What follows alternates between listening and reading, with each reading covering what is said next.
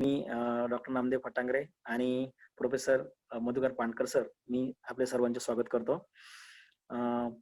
आज stress management आणि meditation या दोन महत्वाच्या विषयांवरती आपण सेशन घेणार आहे. याच्यामध्ये सुरुवातीपासून आपण स्ट्रेस मॅनेजमेंट बघूया आणि त्यानंतर मेडिटेशन कसं करायचं याची सर्व प्रोसेस बघूया. ठीक आहे.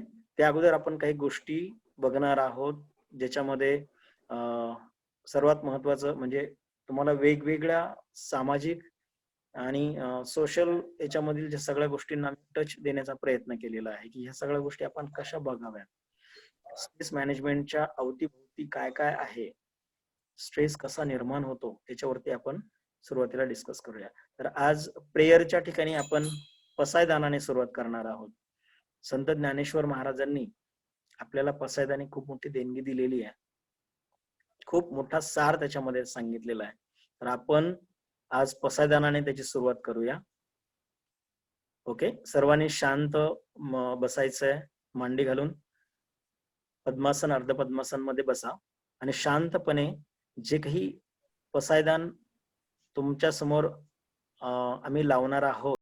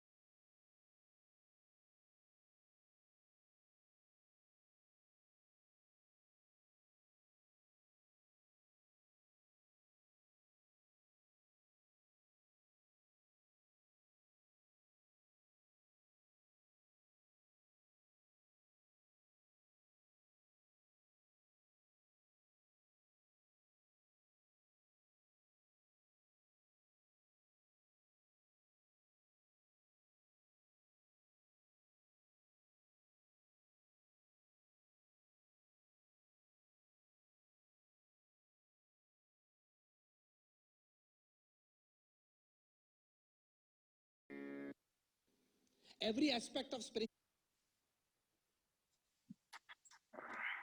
धन्यवाद.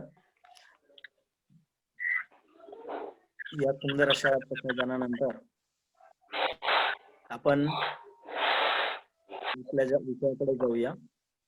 स्ट्रेस, ताणतणाव हा खूप महत्वाचा विषय आहे.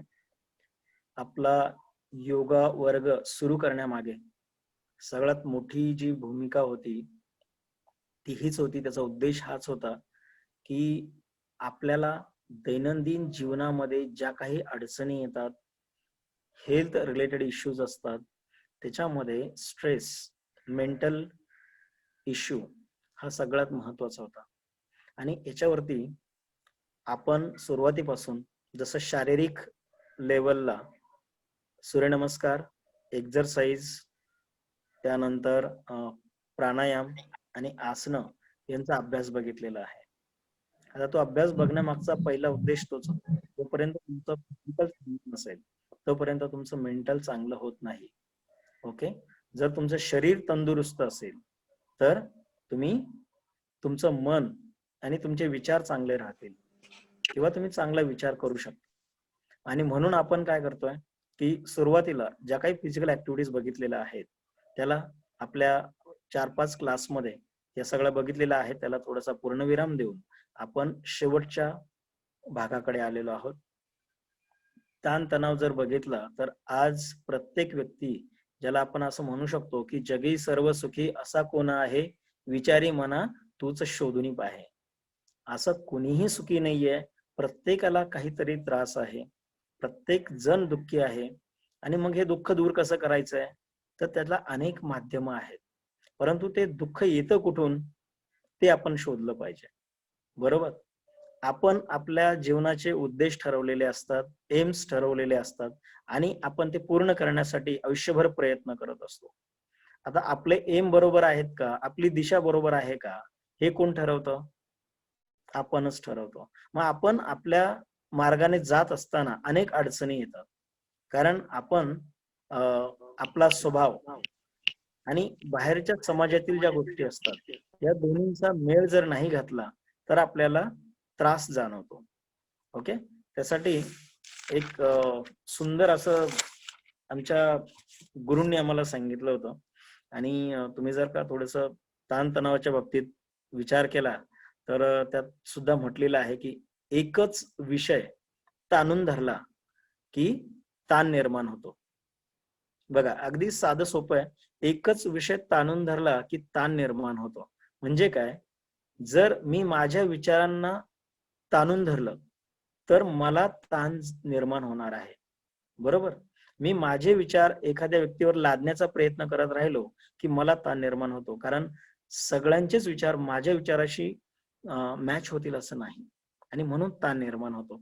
एखादी गोष्ट ताणून न ठेवता जर का आपण इतरांच्या विचारांबरोबर ती शेअर केली, समानता आणण्याचा प्रयत्न केला तर नक्कीच त्याच्यामध्ये फरक पडतोय. आता ताण खूप प्रकारचे आहेत. म्हणजे याच्यामध्ये वैयक्तिक ताण असतो किंवा वैयक्तिक जीवन जर आपण बघितलं तर त्याच्यामध्ये ताण आहे. दुसरं फॅमिली लाईफ आपलं असतं, त्याच्यानंतर ऑफिशियल लाईफ आपलं असतं आणि एक सोशल लाईफ आपलं असतं. एक 3-4 प्रकारचं जर का कॅटेगरीज केल्या तर एक स्वतःचा वैयक्तिक ताण, जर का आपल्याला काही शारीरिक व्याधी असतील, काही व्यंग असेल तर तो जो स्ट्रेस असतो ना तो आयुष्यभर असतो.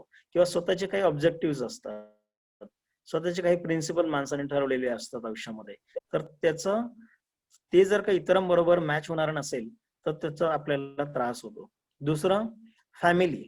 फॅमिली आपण जसं आपण या समाजाचा भाग आहोत, फॅमिलीमध्ये राहत असताना नवरा बायको असेल, मुलं असतील, आपल्या घरातील बुजुर्ग व्यक्ती असतात, या सगळ्यांमध्ये अनेक गोष्टी आपण शेअर करत असतो.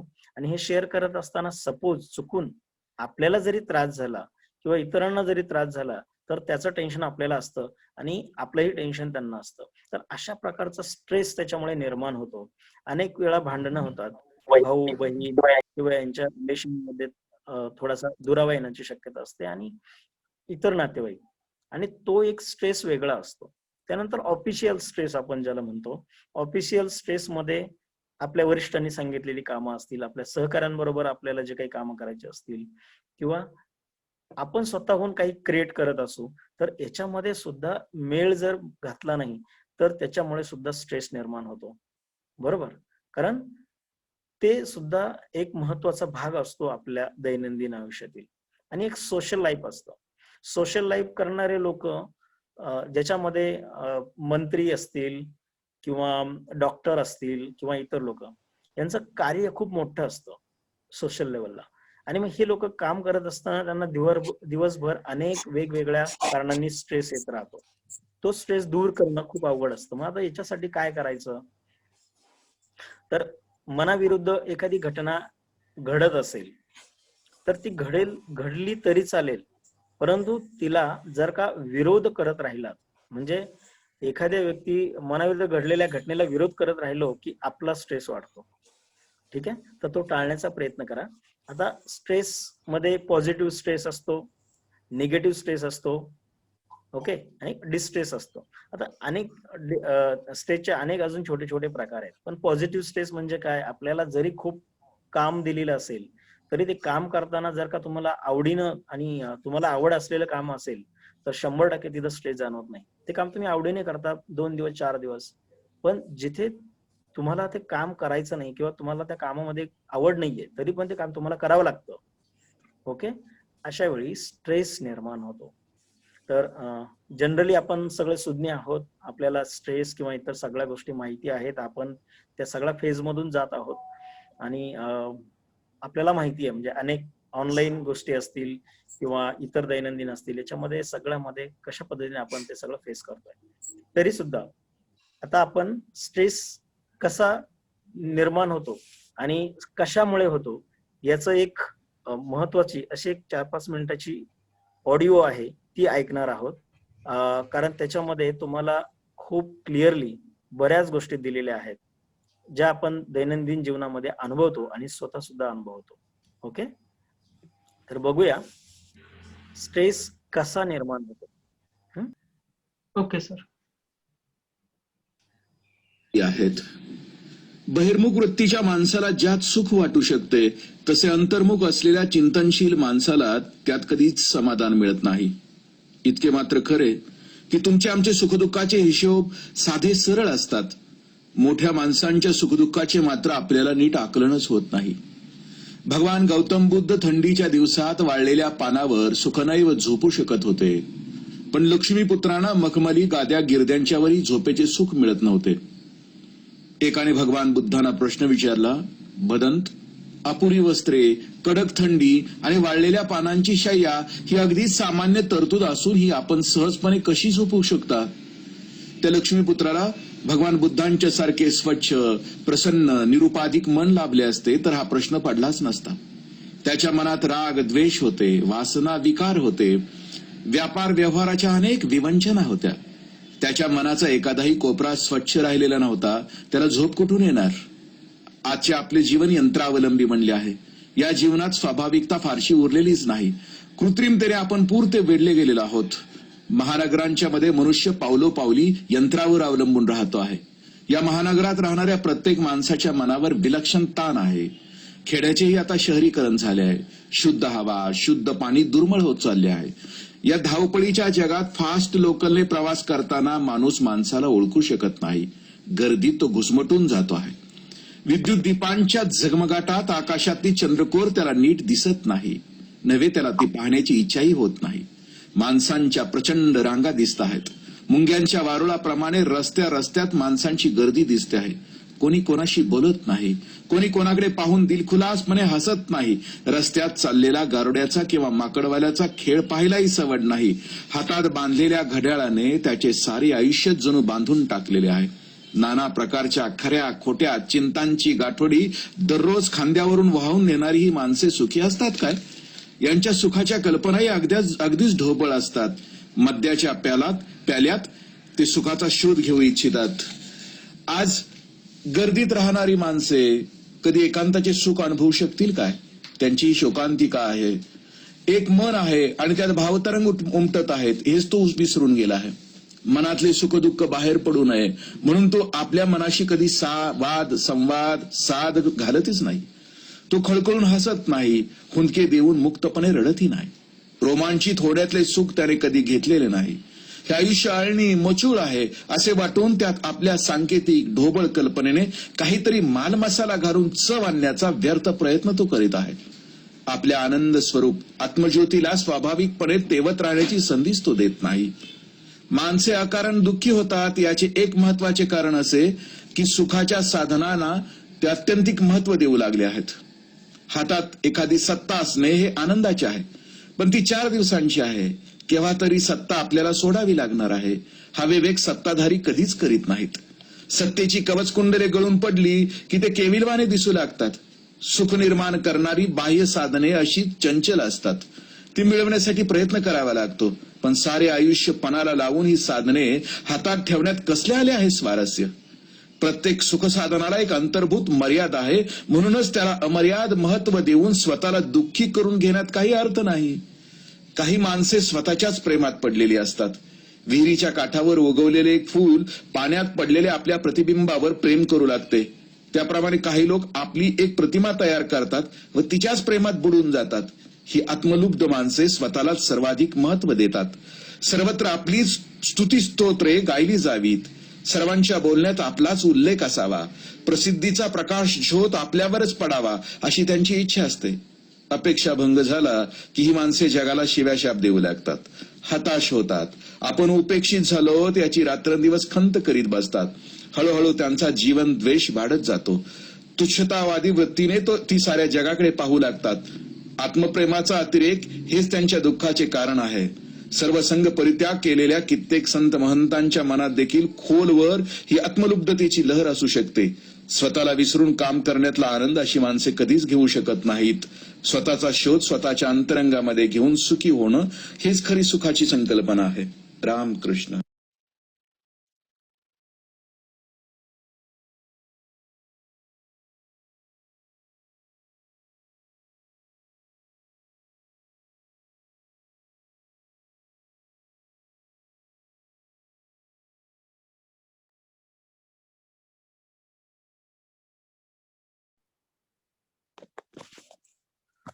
हा शुभम, याचबरोबर पुढचा व्हिडिओ घ्यायचा आहे. सेम यालाच पॅरलल एक गोष्ट आहे आणि ती खूप महत्वाची आहे, ज्याच्यासाठी प्रत्येक व्यक्ती आयुष्यभर झटत असतो, आणि तो म्हणजे पैसा. स्ट्रेस कसा निर्माण होतो तर तो त्याच्या भोवती कसा असतो तो फक्त एक ऐकून घ्या. त्याच्यानंतर आपण पुढच्या स्टेजच्या त्याचा ताणतणाव कसा दूर करायचा त्या दृष्टीने सांगणार आहे. पुढची व्हिडिओ. पैसा पास होता है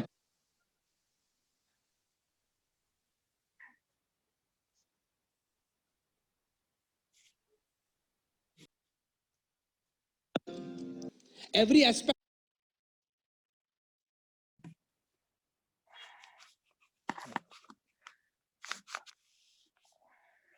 आपण ताणतणाव जे 2 गोष्टी तुम्हाला अगोदर ऑडिओ आणि एक व्हिडिओ दाखवली, याच्यामध्ये बराच सार दिलेला आहे. आपण ताणतणाव कसा होतो, काय होतो, कोणकोणत्या अँगलने येतोय, जसं मी सांगितलं आणि जसं आपण व्हिडिओ मध्ये बघितलं, त्यातून बऱ्याच गोष्टी बघितल्यात. आता ताणतणाव मध्ये त्याचं व्यवस्थापन कसं करावं हे आपण थोडक्यात बघूया. Okay, next. शुभम स्क्रोल कर फक्त त्याला. येस. आता बघा, ताण म्हणजे काय अगदी थोडक्यात इथं सांगितलंय. ताणतणाव म्हणजे ज्यामध्ये व्यक्तीला तिच्या इच्छा आकांक्षा पूर्ण करण्यामध्ये अनेक मानसिक व शारीरिक अडथळे जाणवतात. बरोबर, इच्छा आकांक्षा आपल्या असतात, स्वतःच्या वैयक्तिक असतात, आणि त्या पूर्ण करण्यासाठी तो धडपड करत असतो. परंतु त्या पूर्ण नाही झाल्या की त्याला ताणतणाव जाणवू लागतो. पुढे वाईट ताण. जसं मी सांगितलं की पॉझिटिव्ह आणि निगेटिव्ह असे 2 ताणाचे महत्वाचे प्रकार आहेत. त्याच्यामध्ये बघा, वाईट ताण म्हणजे ताणाची ती पातळी ज्यामध्ये आपल्याला मानसिक शारीरिक परिणाम जाणवू लागलो. ओके, पुढे. आणि एक चांगला ताण असतो. चांगला ताण म्हणजे काय की ज्याच्यामधून प्रेरणा मिळते तुम्हाला. आपल्याला जर आपण पंढरीच्या वारीला जात असू तर पंढरीच्या वारीला जाण्यासाठी 15 दिवस पायी जावं लागतं, परंतु आपण आपलं ध्येय ठरवलेलं असताना पायी चालण्याचं जे बळ आहे ते आपल्याला मानसिकतेतून आलेलं असतं. असते त्या मानसिकतेच्या दृष्टीने जेव्हा आपण चालत राहतो 15 दिवस तेव्हा आपल्याला कोणताही ताण जाणवत नाही. बरोबर, त्याला म्हणतात पॉझिटिव्ह स्ट्रेस. चांगला ताण ज्याच्यामुळे प्रगती होते आपली. आता ताणाचे काही अल्पकालीन परिणाम लक्षात घ्या. खूप जर ताण आला तर काय होऊ शकतो? सर्वात पहिलं म्हणजे हॅडॅक, डोकं दुखतं तुमचं. ताणाने थकवा येतो, भरपूर थकवा येतो तुम्हाला, शारीरिक आणि मानसिक. डोळे किंवा आपलं संपूर्ण शरीर हे पूर्ण थकलेलं असतं. भीती वाटते, अनेक गोष्टींची भीती वाटते. एखादं काम हातात घेतलेलं असेल ते पूर्ण होईल की नाही याची भीती असते आपल्याला, किंवा पुढे काय होईल याची एक भीती असते. चिंता, पुढील चिंता असते, मागील चिंता असते. वेगवेगळं जसं मी तुम्हाला सांगितलं ऑफिशियल असतं, घरातील प्रॉब्लेम्स असतात आणि आपले वैयक्तिक असतात, तर त्याने चिंता वाढत राहते. आपली चिडचिड होते, आपण आपल्या विचारांपासून थोडासा भरकटतो, आपण इतरांना दोष द्यायला चालू करतो. झोप न लागणे, ज्याला झोप लागत नाहीये, हा सगळ्यात मोठा त्याचा ड्रॉबॅक आहे ताणाचा, स्ट्रेसचा. आणि झोप न लागल्यामुळे अजून वेगळे आजार तयार होतात. ओके, खाली बघूया. आता बघा, छातीत दुखणे. जर तुम्हाला झोप येत नसेल तर बाय डिफॉल्ट तुमच्या हृदयाला ताण येणार आहे, कारण तुमची झोप झालेली नसते, चिडचिड होते, डोकं दुखतं, अस्वस्थ होतंय, पचन संस्थेचं कार्य बिघडतं, त्याच्यामुळे पोट दुखणं किंवा पोटाचे विकार तुम्हाला सुरुवात होतात. उच्च रक्तदाब, हाय ब्लड प्रेशर आणि मधुमेह, डायबिटीज, या 2 ज्या गोष्टी असतात याला हेच कारण आहेत. लक्षात घ्या. आपण म्हणतो की मला माझ्या मागच्या जनरेशन मध्ये तर किंवा माझ्या घरातील कुणालाच डायबिटीज नव्हतं, हाय ब्लड प्रेशर नव्हतं, मग का बरं मला झालं असेल? तर आपलं जे काही दैनंदिन रुटीन आहे याच्यामध्ये ही सगळी कारणं जे आहेत, ह्या कारणांमुळे ह्या सगळ्या गोष्टी तुमच्यामध्ये बाय डिफॉल्ट यायला सुरुवात होते. पुढे, ताणाचे दीर्घकालीन परिणाम. चिडचिडेपणा हा दीर्घकाळ जर, म्हणजे सपोज तुम्हाला कायमस्वरूपी ताण येत असेल तर चिडचिडेपणा हा तुमचा स्वभाव बनतो. ओके, आणि त्याच्यामुळे अनेक डिसएडव्हान्टेज तुमचे तुम्हाला होतात. आत्मविश्वासाचा अभाव आणि नैराश्य. हळूहळू काय होतं की आपल्याला जो आत्मविश्वास आहे, आपले जे गोल्स आहेत त्याच्यापासून आपण भरकटतो, आणि त्या चिडचिडेपणामध्ये त्रासामुळं आपण काय होतोय, निराश होतो. ओके, प्रेरणेचा अभाव. खूप जर स्ट्रेस असेल, ताण असेल, फिजिकली, मेंटली, तर मग हळूहळू आपण कुणाकडूनही चांगली प्रेरणा घेऊ शकत नाही, आणि जर प्रेरणा मिळत नसेल तर तो ताण अजून वाढत जातो. ताण वाढल्याने काय होतंय, अपचन मध्ये प्रॉब्लेम्स तयार होतात. अपचन मध्ये प्रॉब्लेम झाले की लठ्ठपणा वाढतो. लठ्ठपणा वाढण्याला ते महत्वाचं कारण आहे, कारण ज्या काही केमिकल्स आपण जे म्हणतो शरीरातील, ज्याला ग्रंथी म्हणतो आपण, वेगवेगळे रस, पाचक रस आपल्या शरीरात तयार होत असतात, ते बिघडतं. ते तंत्र सगळं बिघडलं की लठ्ठपणा सुरू होतो. ओके, आपण म्हणतो की लठ्ठपणा फक्त खाल्ल्यामुळे येतो, तर नाही. स्ट्रेस किंवा फिजिकल आणि मेंटल ताण हा या लठ्ठपणाला जबाबदार असतो. पुढे, आता ताणाचा कामगिरीवर काय परिणाम होतो? इथे 2 प्रकारचा परिणाम दाखवलेला बघा. कमी ताण असेल तर, आणि जास्त त्रास असेल, जास्त ताण असेल तर. आता दोन्ही दाखवलेले, आणि मध्यम स्वरूपाचा असेल तर. आता कमी, तुम्ही जर कधी ताणच घेतला नाही, म्हणजे कोणताही त्रासच घ्यायचा नाही, शरीराला त्रास द्यायचा नाही, मनाला त्रास द्यायचा नाही, तर तुम्ही ते काम करत नाही किंवा तुम्ही पुढे जात नाही, आणि पुढे नाही गेलात की तुमची प्रगती थांबते. बरोबर की नाही? प्रगती थांबते म्हणजे काय, इथं जे कमी दाखवलेलं आहे ना, तिथे तुम्ही आहात असं तुम्ही समजायचं. म्हणजे काय, आपली प्रगती होत नाही आणि आपल्याला ताणही येत नाही. म्हणजे ताण जर येत असेल तर काही कामच करायचं नाही अशी वृत्ती जर असेल तर आपण आहे तिथेच राहतो. त्यानंतर मध्यम स्वरूपाचा जो ताण आहे, तिथे कसं आहे की थोडा ताणही असतो आणि काही प्रमाणात म्हणजे त्या ताणाचं प्रमाणही लिमिटेड असतं. तो ताण आपण घेऊ शकतो आणि तो ताण आपण दूरही करू शकतो. म्हणजे काय की एखादी जबाबदारी आपल्याला दिली असेल तर दैनंदिन कामामध्ये आपण ती पेलू शकतो, आणि ती पेलवत असताना आपण कामही करतोय, आपण रिलॅक्सही होतोय, आणि त्याचा जास्त लोडही घेत नाहीये की आपल्याला त्या कामापासून बाहेर जायचं नाहीये. मग अशा गोष्टी जर करत राहिलो, मध्यम स्वरूपात जर त्रास असेल, तर 100% आपण आपलं गोल अचीव्ह करू शकतो. कारण ताण तर हवाय, परंतु तो पॉझिटिव्ह आहे. पॉझिटिव्ह ताण असेल तर 100% तुम्ही प्रयत्न करता आणि प्रगती करता. आता जास्त त्रास, जास्त ताण असेल तर इथे शक्यता खूप कमी असते. खूप जर त्रास असेल तर फिजिकली आणि मेंटली मी ज्या पद्धतीने सांगितलं त्याच पद्धतीनं ताण यायला सुरुवात होते आणि त्या ताणामुळे आपण काहीही करू शकत नाही. आपल्याला वरिष्ठांनी सांगितलेलं काम आपल्याकडून होत नाहीये, बरोबर. त्यानंतर घरात इतर लोकांवरती चिडचिड करणं किंवा घरात त्रास होणं, घरातील लोकांना आपल्यामुळे त्रास होणं, असे प्रॉब्लेम सुरू होतात. ओके. तर हा आहे स्ट्रेस आणि डिस्ट्रेसचा परिणाम. कामातील जो आनंद आहे ना, तोच आपण हरवून बसतो. पुढचं आहे ताणाचा कामगिरीवर काय परिणाम होतो. एक छोटस उदाहरण बघा इथे दिलेलं आहे. कधी कधी ताणाच्या कुकरच्या शिट्ट्या होऊ देणं ही बरं असतं, नाहीतर वाफ आत साठत राहून स्फोट व्हायची भीती असते. वाफ निर्माण होणारच नाही हे होणं जरा अशक्यच वाटतं, बरोबर की नाही. आपण रोज जर थोडाफार त्रास करून नाही घेतला कामाचा, आपल्या फॅमिलीचा, त्यानंतर आपल्या दैनंदिन आयुष्यामध्ये आपल्या वैयक्तिक गोष्टींसाठी, तर आपल्याला ताण काय असतो तेच कळणार नाही. आणि जर ताणच आपल्याला पडत नसेल तर आपली प्रगती होणार कशी. म्हणून पॉझिटिव्ह आणि निगेटिव्ह अशा प्रकारचा ताण असतो. जसं मी सांगितलं, तर प्रत्येक जो ताण असतो तो पॉझिटिव्ह घेण्याचा प्रयत्न करा, त्याला निगेटिव्ह घेऊ नका. आपले विचार इतरांवरती लादण्याचा प्रयत्न करू नका, जेणेकरून तुम्ही त्या सगळ्या गोष्टीची समरस होण्यास पात्र होऊ शकाल. पुढे जाऊया.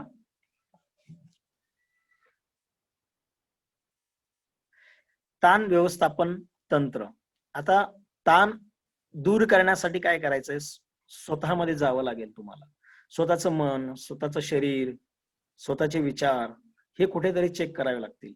त्यासाठी मेडिटेशन, प्राणायाम आणि जसं मी योगामध्ये इतर गोष्टी सांगितलेल्या आहेत, त्या सगळ्या गोष्टी तुम्हाला करणं आवश्यक आहे. ताण हा कुणाला येतो, सगळ्यांनाच येतो. प्रत्येकाला त्रास असतो आयुष्यामध्ये, परंतु त्याला काहीतरी मार्गही आहेत आणि त्यापैकी एक मार्ग आहे ते म्हणजे मेडिटेशन. पुढे जाऊया. ताण व्यवस्थापन तंत्रामध्ये बघा, अगदी ज्याला जे काही सांगितलेलं आहे मेडिटेशन, प्राणायाम, आसनं, हे सगळं जरी जमत नसेल तरी चालणं तुम्हाला जमतं, तुम्ही चालू शकता, तर नक्की चला. रोज थोडस वॉकिंग करत जा. सकाळ संध्याकाळ तुम्हाला जेव्हा शक्य असेल तेव्हा शारीरिक व्यायाम करत चला. पळणे, ज्याला जो यंग आहे आणि जो चालू शकतो त्याने हळूहळू पळण्याचा प्रयत्न करायचा. आणि जे पळतात त्यांनी त्यांचं जे काही पळणं जे रुटीन मध्ये आणायचं आहे आणि रोज 10 मिनिटं 20 मिनिटं पळण्याचा म्हणजे जॉगिंग करण्याचा सराव करायचा आहे. ओके. व्यवस्थापनामध्ये इथं काही आसनं दाखवलेली आहेत जे आपण ऑलरेडी बघितलेले आहेत आणि तो आपल्या दैनंदिन आयुष्यातला एक महत्वाचा भाग असला पाहिजे. स्विमिंग, सायकलिंग अशा गोष्टी जर तुम्ही केल्या तर अजून जास्त तुमचा ताण कमी होण्यास मदत होईल. पुढे जाऊया. आता ताण व्यवस्थापन तंत्र वरच्याच याच्या पॅरलल आहे बघा. नृत्य, गायन, संगीत हे थोडस एक्स्ट्रा करिक्युलर ऍक्टिव्हिटीज मध्ये तुम्हाला थोडस तुमचं मन रमवायला हवं, बरोबर. कधीतरी तुम्हाला जरी नाचता येत नसेल तरी नाचण्याचा प्रयत्न करा. व्हिडिओ ऑडिओ लावा, त्याच्यावरती नाचण्याचा प्रयत्न करा. थोडेसे लोक वेडे म्हणतील, परंतु 100% त्याच्यातून जो आनंद तुम्हाला मिळणार आहे ना, तो तुम्हाला कोणी देऊ शकणार नाही. ओके. गायन, तुम्हाला आवाज चांगला नसेल परंतु तुम्हाला जे गाणं येत आहे ते तुमच्या आवाजात बोलायचा प्रयत्न करा, म्हणण्याचा प्रयत्न करा. बघा, त्याच्यामध्ये जर तुमचं मन रमलं तर नक्कीच ताण कमी होतो, शारीरिक आणि मानसिक. त्यानंतर संगीत, म्युझिक. एखादं चांगलं म्युझिक आहे का, तुमच्या आवडीचं म्युझिक आहे का. ओके. अगदी जे राग गायले जातात हे राग सुद्धा ताणतणाव दूर करण्यासाठी खूप महत्वाचे असतात. त्याचे आपण एक पुढे व्हिडिओ बघणार आहे. ओके. पुढे जाऊया. ताण व्यवस्थापन तंत्र. आता मन मोकळा हसा. मी जसं तुम्हाला सांगितलं की ह्या सगळ्या गोष्टी एक्स्ट्रा करिक्युलर ऍक्टिव्हिटीजला जोपर्यंत आपण त्याला जोडत नाही तोपर्यंत ताण दूर होत नाही. आणि त्यातील हा एक महत्वाचा भाग आहे. ओके. मन मोकळे हसा. आजकाल हसण्याचे क्लब आहेत, हास्य क्लब ज्याला म्हणतो. ही वेळ आपल्यावरती काय येते आणि भारतीयांवरती तर खरं तर यायलाच नाही पाहिजे. कारण का तर भारतीय लोकांकडे एवढं काही अध्यात्म आहे, एवढं काही संस्कृतीनं दिलेलं आहे आपल्याला मागे, की आपण ते जर ऍक्सेप्ट केलं, त्यातल्या काही गोष्टी दैनंदिन जीवनामध्ये आणल्या, तर 100% आपल्याला हसण्याची वेळ येणार नाही. आपण इतरांना हसवण्याचा प्रयत्न करत नाही कधी आणि स्वतःही हसत नाही. आणि चेहऱ्यावरती जर हसून असेल तर 100% आपल्याला स्ट्रेस जाणवत राहतो. आयुष्य हे सिरियसपणे जगायचं नसतं. मन मोकळ्या जगा. तुम्हाला जसं जगता येईल तसं जगा. आणि अशा पद्धतीने जगा की ज्याच्यामधून तुम्हाला आनंद मिळेल. आनंद घेण्याचा प्रयत्न करा. स्ट्रेस, ताण घेऊन तुम्ही आयुष्य जगत राहिलात की तो ताण वाढत जातो, तो कमी होत नाही. चला पुढे जाऊया. ताण व्यवस्थापन तंत्र. जसं सिनेमा बघा, निसर्गाचा आनंद घ्या. एखादी वीकेंडला तुम्ही एखादी ट्रिप काढा. छोटीशी ट्रिप काढू शकता कुठेतरी एखाद्या पर्वतावरती, एखाद्या डोंगरावरती जाऊन एकदम मोकळा श्वास घ्यायला शिका. निसर्गाच्या सानिध्यात जा आणि तो निसर्ग तुम्हाला खूप काही शिकवेल. त्यानंतर सिनेमा बघा. एखादा आवडीचा सिनेमा असेल, एखादी चांगली तुमच्या मनाला भावलेली गोष्ट असेल तर नक्की तुम्ही सिनेमातून घेऊ शकता. खाली त्याच्यामध्ये अजूनही फॅमिलीला जास्तीत जास्त वेळ देणं हा त्यातील एक महत्वाचा भाग आहे. जर का तुम्ही फॅमिली बरोबर, लहान मुलांबरोबर खेळलात, त्यांच्या सुखदुःखांमध्ये तुम्ही सामील झालात, त्यांचा आनंद वाढवला, त्याच्यामुळे तुमचाही आनंद वाढतो. खेळ हा सगळ्यात महत्वाचा भाग आहे. जे यंग असतील 40 ते 45 वर्षापर्यंतची जे वयोगट असतो त्या सर्वांनी ह्या सगळ्या गोष्टी डेली रुटीन मध्ये करायला हव्यात. सायकलिंग असेल, खेळ असेल, स्विमिंग असेल किंवा इतर गोष्टी, थोडे ऍडव्हेंचर स्पोर्ट्स असेल, हे सगळं तुम्ही आवश्यक आहे ताणतणाव दूर करण्यासाठी. पुढे जाऊया.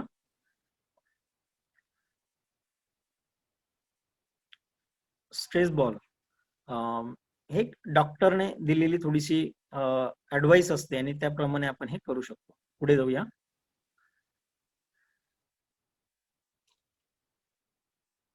आता माफ करायला आणि माफी मागायला शिका. आपला सगळ्यात मोठा प्रॉब्लेम हाच आहे, अहंकार. कारण का तर आपण कधीही आपली जी गोष्ट आपल्याकडून घडते त्याची माफी कधी मागत नाही. आणि माफी जरी मागण्याची इच्छा झाली तरी आपण मागत नाही. तो अहंकाराचाच भाग असतो. ठीक आहे ना, आपण कोणत्याही पदाला असो, आपण कुठेही असो, पण जरी आपली चूक झाली तर माफी मागायला शिका. बघा तो आनंद वेगळाच असतो. कारण का तर इतर लोक आपल्या विचाराप्रमाणे सगळे चालतील असं नाही, 100% सगळे चालतील असं नाही. म्हणून काय करायचं की त्याने दिलेले विचार जे असतील ना ते ऍक्सेप्ट करा. ओके. कदाचित आपल्याकडून एखादी चूक झाली तर मान्य करा आणि पुढे चला. ह्या सगळ्या गोष्टी खरं तर आपण आपल्या वरिष्ठांकडून शिकत असतो. पुढे ताण व्यवस्थापनासाठी काही टिप्स दिलेल्या आहेत बघा. भरपूर विश्रांती घ्या. दीर्घ श्वसन रोज करा. मी जे तुम्हाला सांगतो की आसन प्राणायाम नंतर दीर्घ श्वसन करत चला, तर हे दीर्घ श्वसन तुम्ही कधीही करू शकता. त्याला मी काल सांगितलं होतं तुम्हाला की अगदी साध्या पद्धतीचं जे काही प्राणायाम आहे तर ते प्राणायाम त्याच्यामध्ये येतं. दीर्घ श्वसन करायचं, जास्तीत जास्त श्वास घ्यायचा, सोडायचा. हे केल्यामुळे सुद्धा ताण कमी होतो. निवांत बसा. आता निवांत बसणं म्हणजे काय? निवांत बसा, जमिनीवरती बसा. ओके. चेअर वरती बसणे कमी ठेवा. आवडती गोष्ट करा. चांगले पुस्तक वाचा. परिस्थिती बदला. आता परिस्थिती बदला म्हणजे काय? जोपर्यंत तुम्ही मानसिक आणि शारीरिक गोष्टी बदलत नाही तोपर्यंत परिस्थिती बदलणार नाही. खेळा, भरपूर खेळ खेळा. आयुष्याचं नियोजन करा. जे काही प्लॅनिंग असतील त्या पद्धतीने तुम्ही चालू शकता. वेळेचं नियोजन करा, कामाची यादी करा, आधी नियोजन करा, ध्येयाची विभागणी करा. ह्या सगळ्या गोष्टी जर प्रॉपर केल्या ना तर 100% तुमचा ताण कमी व्हायला मदत होते. ओके. पुढे शिथिलीकरण, रिलॅक्सेशन. जसं मी सांगितलं की शवासन रोज करत चला. 1 ते 2 मिनिटाचं शवासन करत चला. रात्रीची झोप म्हणजे शवासन नाही. ओके. परंतु शवासन म्हणजे जागेपणीच एक मृत्यूचा अनुभव घेणे, म्हणजे त्याला शवासन म्हणतो आपण. शवासन मध्ये 8 तासाची झोप 2 तासामध्ये कव्हर करू शकतो. ओके. तर अशा पद्धतीने शिथिलीकरण व्यायाम करायचे, रिलॅक्सेशन्स करायचे, ध्यानधारणा करायची आहे, दीर्घ श्वसन करायचंय, मसाज करायची आहे, अंघोळ करा, रोज अंघोळ करा. तुम्हाला जेव्हा जेव्हा अस्वस्थ वाटेल शारीरिक दृष्ट्या तेव्हा अंघोळ करून फ्रेश व्हा. प्रार्थनेचा आधार घ्या. आपण सुरुवातीला जसं आपण पसायदान घेतलं, अशा प्रार्थना ज्या असतात त्याचा आधार घ्या, त्या समजून घ्या. संवाद ठेवा. आपल्या घरातील अगदी 60 ते 70 वर्षाची व्यक्ती असेल, तिच्या बरोबर सुद्धा संवाद करायला शिका. अगदी 4, 5, 10 महिन्याचा मुलगा असेल ना, त्याच्याबरोबर सुद्धा संवाद करायला सुरू करा. संवाद वाढवा. म्हणजे काय होईल, की आपण आपल्यातून बाहेर येतो आणि समाजामध्ये थोडंसं रूढ व्हायला सुरुवात होते. भावना व्यक्त करा स्वतःच्या. आपण व्यक्त व्हायला शिकत नाही. आपले जे काही स्ट्रेस आहे, आपल्याकडे ज्या गोष्टींचा ताण आहे, हे ताण आपण कधी कुणाला सांगत नाही. तो फक्त चिडचिडेपणातूनच आपल्याला बाहेर व्यक्त होतो. तर तसं न करता व्यक्त व्हायला शिका. जिथे तुम्हाला त्रास जाणवेल, ज्या व्यक्तीजवळ तुम्हाला असं वाटतं, की मी काही गोष्टी शेअर कराव्या, तिथे शेअर करा. ती चांगली असो, वाईट असो. त्याच्यामुळे काय होईल, मनामध्ये, आपल्या मेमरीमध्ये ज्या गोष्टी फीड झालेल्या आहेत, त्या थोड्याशा मोकळ्या होतील, रिलीज होतील. जवळच्या मैत्रिणींना बोला. बरोबर? सगळ्यांशी चांगले संबंध ठेवा. त्यांच्यामध्ये वेळ घालवा. मित्र आणि मैत्रिणी म्हणजे आयुष्याचा, जीवनाचा सगळ्यात महत्त्वाचा भाग असतो. बरोबर? ते शेवटपर्यंत तुमच्या बरोबर असतं. नकारात्मक विचारांवर काम करा. नकारात्मक विचारांवर काम करा. बघा, इथं थोडंसं निगेटिव्ह तुम्हाला सांगितलेलं आहे, परंतु करून बघा.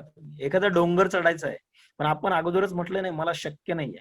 परंतु जे शक्य नाहीये ते जर का मी करण्याचा प्रयत्न केला, तर नक्कीच ताण कमी होणार आहे, हे लक्षात घ्या. रडावेसे वाटले तर नक्की रडा. मनापासून हसा. मनापासून हसा आणि रडावेसे वाटले तर रडा. या दोन्ही गोष्टी खूप अशा वेगवेगळ्या आहेत. तुम्हाला रडणं हे दुःख झाल्यावरतीच येतं, तर तसं नाहीये. रडा. कधी कधी आनंदात सुद्धा रडावं लागतं. ओके. आणि खूप जर रडू येत असेल, दुःख नाही तर काय होईल, हे सगळं आपण मनामध्ये ठेवून ठेवून ठेवून ठेवून काय होतं माहितीये, तुम्हाला हार्ट अटॅक, ब्लड प्रेशर, हे सगळ्या गोष्टी वाढत जातात आणि कुठेतरी सगळ्या गोष्टी, भावना राहून जाणार तुमच्याकडे. ओके. पुढे जाऊया.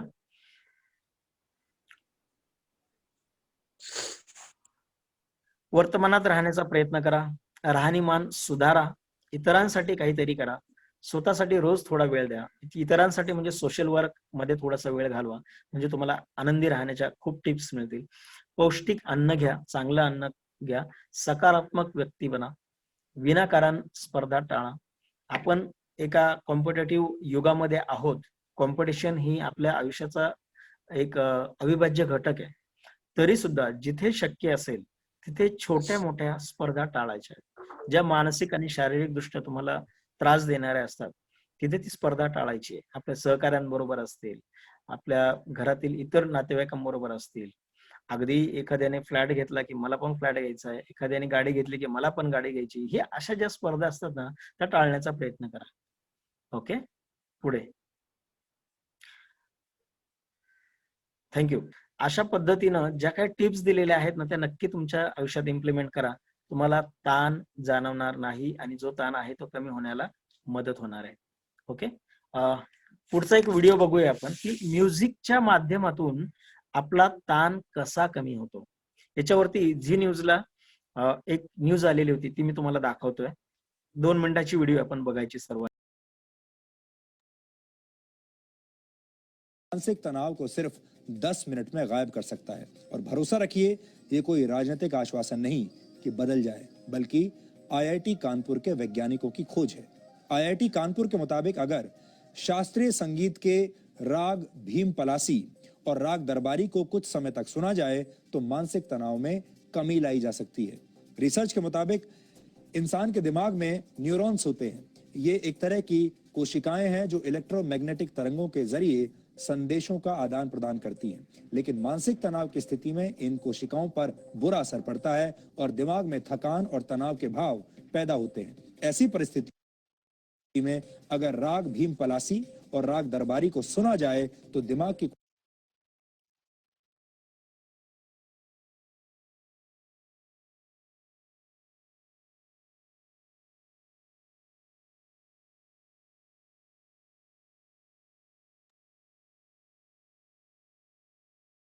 मानसिक तनाव को सिर्फ 10 मिनट में गायब कर सकता है। और भरोसा रखिए, ये कोई राजनीतिक आश्वासन नहीं कि बदल जाए, बल्कि आईआईटी कानपुर के वैज्ञानिकों की खोज है।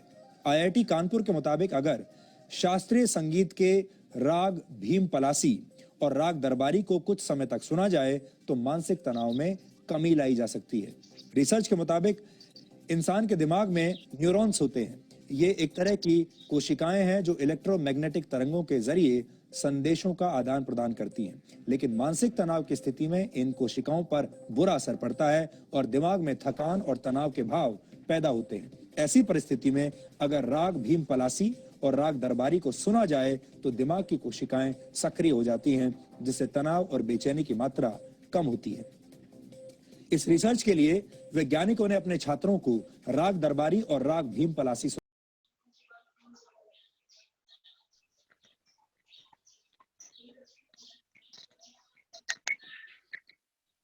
गया। आपने हृदय की गतिविधि को जानने के लिए ईसीजी यानी इलेक्ट्रोकार्डियोग्राम नामक टेस्ट के बारे में जरूर सुना होगा। इसे आम तौर पर ईसीजी कहा जाता है। ठीक इसी तरह दिमाग में होने वाले बदलावों के लिए ईईजी यानी इलेक्ट्रो एन्सेफेलोग्राम नामक टेस्ट किया जाता है। स्टडी में पता चला कि इन रागों को सुनने के 100 सेकंड के अंदर दिमाग में न्यूरॉन्स सक्रिय हो जाते हैं। वैज्ञानिकों ने यह पाया कि भीम पलासी राग को दिन में और राग दरबारी को रात में सुना जाए तो अच्छे परिणाम आते हैं। शास्त्रीय संगीत में रागों का बहुत महत्व है। इसमें हर राग को सुनने के लिए एक विशेष समय तय किया गया है। अगर समय के हिसाब से राग को सुना जाए तो उसका असर बहुत बढ़ जाता है। अभी जैसे रात का वक्त है, इस हिसाब से आप राग दरबारी सुन सकते हैं और कल सुबह आपको राग भीम पलासी सुनना चाहिए। यह स्वास्थ्य के लिए लाभकारी हो सकता है। ट्राई करके देखिए।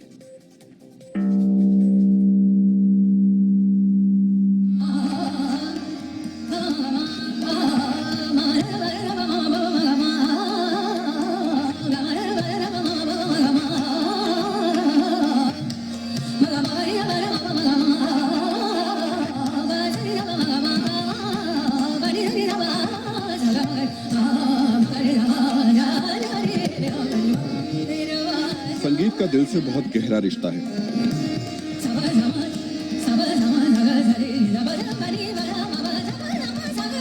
लेकिन अब विज्ञान कहता है कि संगीत का आपके दिमाग से भी बहुत गहरा कनेक्शन है।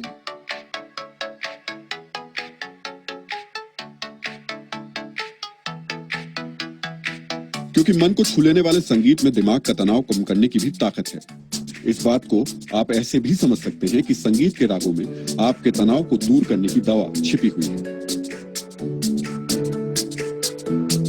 आईआईटी कानपुर के वैज्ञानिकों की नई रिसर्च के मुताबिक अगर आप मानसिक तनाव से परेशान हैं, तो कुछ देर के लिए भीम पलासी राग को सुनिए।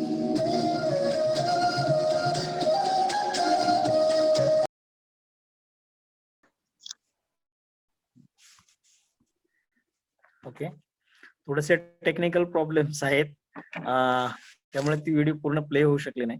परंतु तिच्यामध्ये जे काही सांगितलं गेलंय ते लक्षात घ्या की राग, म्युझिक ह्या सगळ्या गोष्टींमुळे तुमचा ताणतणाव दूर करू शकतो। आता आपण पुढे जाऊया।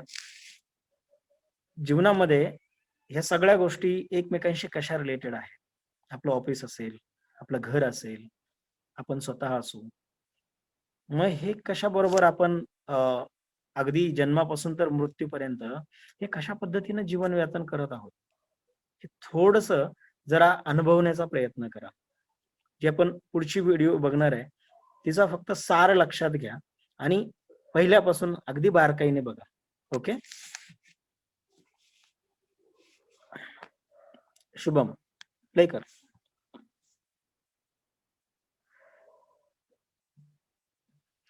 आवाज दे त्याला।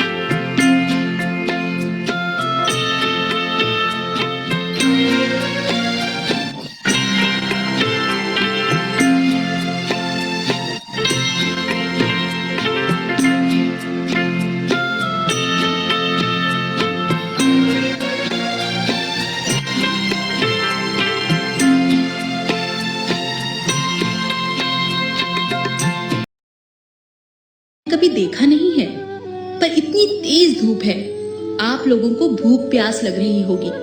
आप लोग अंदर चलकर कुछ खा लीजिए। महिला की बात सुन पहले एक बुजुर्ग ने उससे पूछा, क्या तुम्हारे पति घर पर हैं? वो तो इस वक्त काम पर गए हैं। तो हम आपके घर नहीं आ सकते। शाम को जब महिला के पति काम से घर लौटे तो उसने पूरी बात अपने पति को बताई। सारी बात सुनने के बाद पति ने तीनों बुजुर्गों को शाम के खाने का निमंत्रण देने को कहा। पति के कहे अनुसार महिला एक बार फिर उस पेड़ के पास पहुंची और उसने उन बुजुर्गों को खाने का निमंत्रण दिया। महिला की बात सुन बीच में बैठे बुजुर्ग बोले, शुक्रिया बेटी, पर हम तीनों एक साथ किसी के भी घर नहीं जाते। पर ऐसा क्यों? देखो बेटी, ये जो मेरी बाईं ओर बैठे हैं इनका नाम दौलत है, और जो मेरी दाईं ओर बैठे हैं इनका नाम सफलता और मेरा नाम प्यार है। जैसा कि मैंने तुमसे कहा था कि हम तीनों एक साथ किसी के घर नहीं जाते, अब ये तुम पर निर्भर करता है कि हम तीनों में से तुम किसे अपने घर ले जाना चाहती हो। बुजुर्ग की बात सुन महिला सोच में पड़ गई। उसके लिए निर्णय कर पाना थोड़ा मुश्किल हो गया। उसने सोचा क्यों ना अपने पति की मदद ली जाए। वो भीतर गई और उसने अपने पति को सारी बात बताई। पत्नी की बात सुनने के बाद पति बोले, मुझे लगता है हमें दौलत को अपने घर ले आना चाहिए, क्योंकि उसके आते ही हम माला माल हो जाएंगे। नहीं नहीं, मुझे तो लगता है कि हमें सफलता को ले आना चाहिए, क्योंकि उसके आते ही हम जिंदगी में वो सब हासिल कर पाएंगे जिसकी हमें इच्छा है। तभी पास ही में बैठी इनकी 10 साल की बेटी बोल पड़ी, मम्मा, पर मुझे लगता है कि हमें उस प्यार नाम वाले दादाजी को घर बुलाना चाहिए, ताकि हमारा घर खुशियों से भर जाए। बेटी की बात पति पत्नी को जच गई और उन्होंने आंगन में जाकर प्यार नाम के बुजुर्ग से घर के अंदर आने का आग्रह किया। प्यार नाम वाले बुजुर्ग आगे बढ़े, पर ये क्या, उनके पीछे पीछे दौलत और सफलता नाम के बुजुर्ग भी घर की ओर चल पड़े। ये देख महिला को आश्चर्य हुआ और उसने बुजुर्ग से पूछा, पर आपने तो कहा था कि आप में से सिर्फ एक ही घर के अंदर आ सकता है, अब आप तीनों? बेटी, मैंने बिल्कुल सही कहा था। अगर तुमने दौलत या सफलता में से किसी एक को चुना होता तो बाकी दो घर के बाहर ही रह जाते, पर क्योंकि तुमने प्यार को चुना है, सो जहाँ प्यार रहता है वहाँ दौलत और सफलता तो खुद ब खुद चली आती है।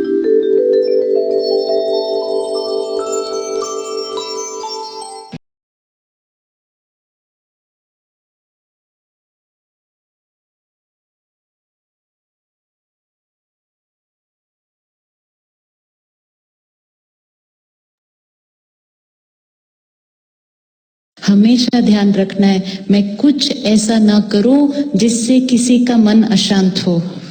Even a simple thing, market गए, 2 मिनट में मुझे दुकान से आना है, गाड़ी पार्क कर दी, किसी और की गाड़ी का ब्लॉक कर दिया। होता है कभी कभी, ऐसा नहीं होता। अपने आप को कहते 2 मिनट में, 2 मिनट में। अगर वो 2 मिनट में वो वाले लोग वापस आ गए ना, आपको आइडिया नहीं 2 मिनट में वो कैसे कैसे बॉल भेज देंगे आपको। दिस इज कार्मिक अकाउंट। मेरा एक कर्म अगर किसी और के मन को अशांत करता है, वो सारी अशांति की वाइब्रेशन, और अगर मेरा एक कर्म किसी के मन को शांत करता है, किसी के मन को सुख देता है, तो कितनी दुआएं इकट्ठी करेंगे या नहीं इकट्ठी करेंगे। जीवन का एक ही लक्ष्य होना चाहिए। धन कमाना कोई बड़ी बात नहीं है, सब कमा सकते हैं, कमा रहे हैं और भी कमाएंगे, लेकिन धन कमाने के साथ साथ दुआएं कमानी है, ब्लेसिंग्स कमानी है, क्योंकि धन हमारे घर में सिर्फ चीजें लेकर आएगा, ब्लेसिंग्स हमारे घर में खुशी, सुख, प्यार लेकर आएगा।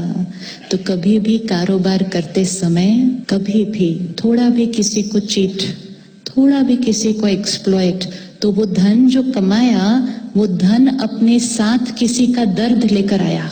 आपको एक दुकानदार अगर सब्जी फ्रूट के लिफाफे में एक सड़ा हुआ फ्रूट भी दे देता है ना, होता है ना कभी कभी, 4 अच्छे हैं ऊपर नीचे एक, पता है आपको जानबूझ के उसने रख दिया, घर आकर उसको कैसे कैसे बॉल्स भेजते हैं या नहीं भेजते? एक एप्पल के लिए भी हम किसी को कौन सी एनर्जी दे देते हैं, तो ये हमें ध्यान रखना है। और यही अगर हमें कोई फ्रूट वाला कहे नहीं आज फ्रेश नहीं है, आप मेरे से नहीं लो, तो हम उसको कौन सी एनर्जी देते हैं? क्योंकि उसने अपने फायदे से पहले हमारा फायदा सोचा। This should be the rule of business. अपने फायदे से पहले सामने वाले का फायदा सोचो। अपना फायदा तो सब कर सकते हैं, लेकिन अपने फायदे से पहले अगर सामने वाले का फायदा सोचा तो धन तो कमाया ही कमाया, लेकिन साथ में क्या कमाएंगे? क्या ऐसे दुकानदार कभी मिलता है आपको जो कहते हैं आज मेरे से नहीं लो, ब्रेड फ्रेश नहीं है, फ्रूट फ्रेश नहीं है? ऐसे मिलते हैं कभी कभी? मिलते हैं ना कभी कभी, ऑफ कोर्स मिलते हैं। घर जाने के बाद हम उनको कैसी एनर्जी देते हैं, कितना अच्छा सोचते हैं उनके लिए। और फिर हम वो बात सिर्फ अपने तक नहीं रखते, 4-5 लोगों को बताते हैं ना, आज पता क्या हुआ, आज पता क्या हुआ। बताओ दुकानदार कितनी कमाल का है। वो 4-5 लोग भी फिर उसके बारे में कैसा सोचेंगे? उस दिन उस दुकानदार ने पैसे नहीं कमाए, उस दिन उसका नुकसान हुआ पैसों के मामले में, लेकिन उस दिन उस दुकानदार ने बहुत सारी ब्लेसिंग्स कमाई।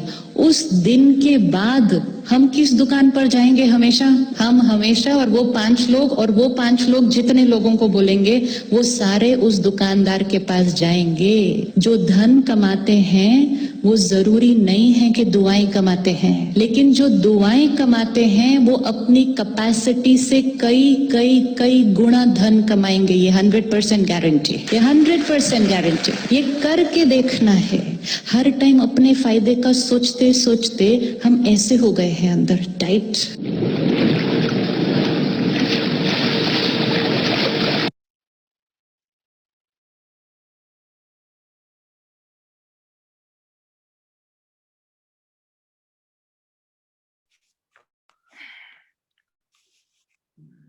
ओके,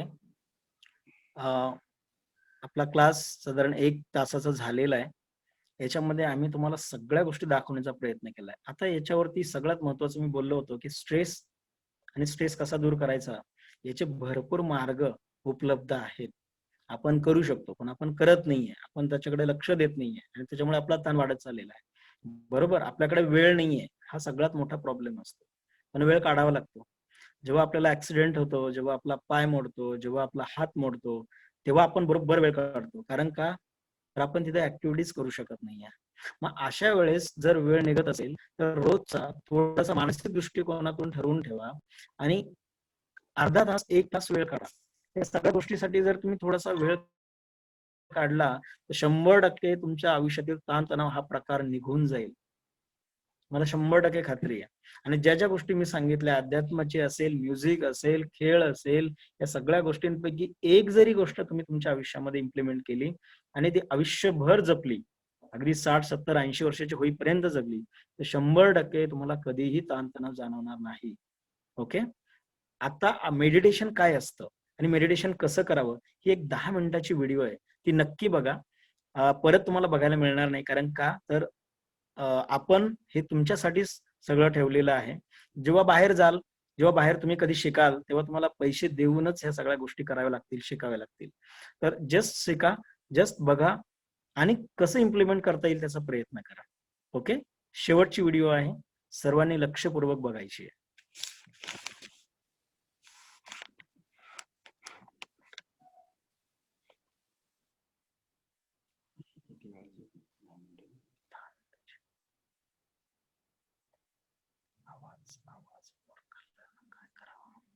आवाज दिलाय त्याने.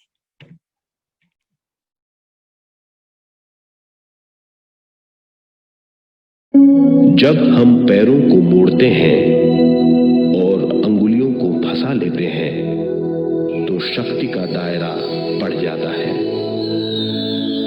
स्थिरता बढ़ जाती है। आंखें दिमाग के द्वार हैं, इसीलिए आंखें बंद होनी चाहिए। मंत्रोच्चारण, कोई भी ध्वनियां अंदर की या बाहर की मन की क्रियाएं हैं, इसीलिए इन्हें बंद करना होगा। जब शरीर ढीला छोड़ दिया जाता है, चेतना दूसरे कक्ष में पहुंच जाती है, मन बुद्धि। मन विचारों का समूह है। बहुत से विचार हमारे मन में उभरते रहते हैं। जब विचार आते हैं तो प्रश्न भी उठ खड़े होते हैं, जाने और अनजाने। मन और बुद्धि को भावातीत करने के लिए हमें अपनी सांस पर ध्यान देना चाहिए।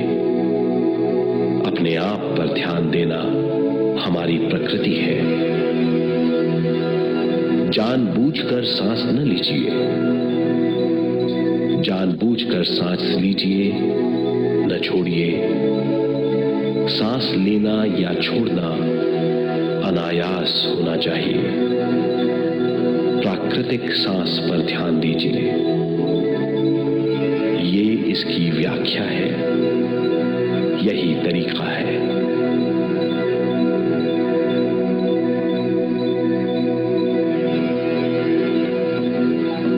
विचारों का पीछा मत कीजिए। विचार, सवाल, उनसे चिपक मत जाइए। विचारों को हटा दीजिए। सांस पर पुनः ध्यान दीजिए। प्राकृतिक सांसों पर ध्यान दीजिए। सांसों में खो जाइए। इसके बाद सांसों की गहराई कम होती जाएगी। धीरे धीरे सांस हल्की और छोटी होती जाएगी।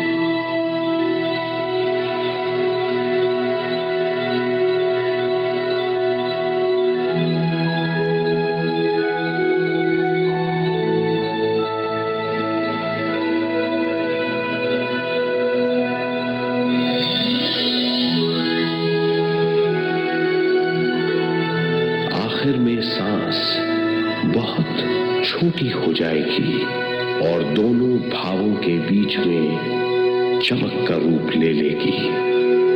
इस दशा में हर किसी में न सांस रहेगी न विचार।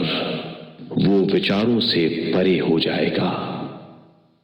ये दशा कहलाती है निर्मल स्थिति या बिना विचारों की दशा। ये ध्यान की दशा है।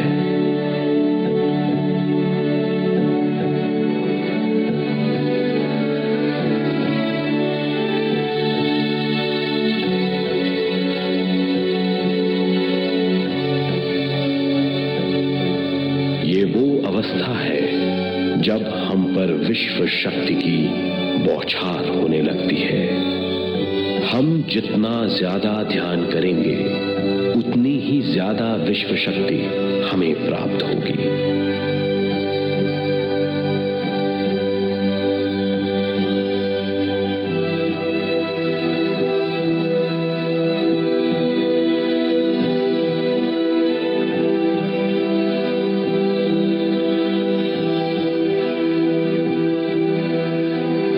विश्व शक्ति प्राणमय शरीर की शक्ति में प्रवाह करती है। शक्ति से भरा हुआ शरीर प्राणमय कहलाता है।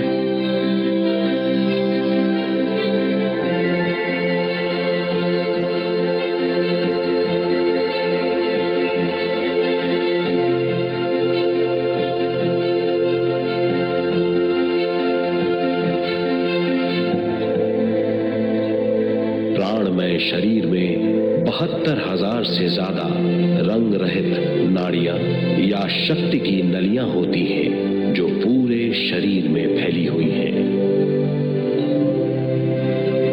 शक्ति नलियां सिर के भाग से शुरू होती हैं।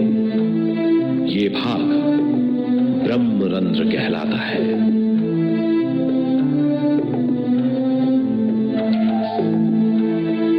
ये नलियां सारे शरीर में पेड़ की जड़ों और डालियों की तरह फैली हुई हैं।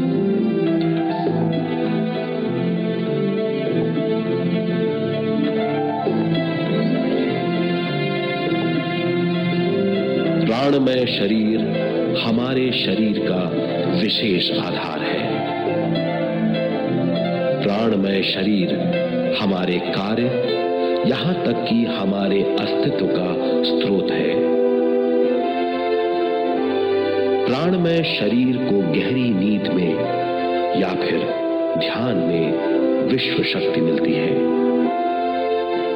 हम इस शक्ति का उपयोग अपनी सारी मानसिक और शारीरिक क्रियाओं में, जैसे देखना, बोलना, सुनना, सोचना और शारीरिक कार्यों में करते हैं। इन्हीं सारे कर्मों का आधार विश्व शक्ति है।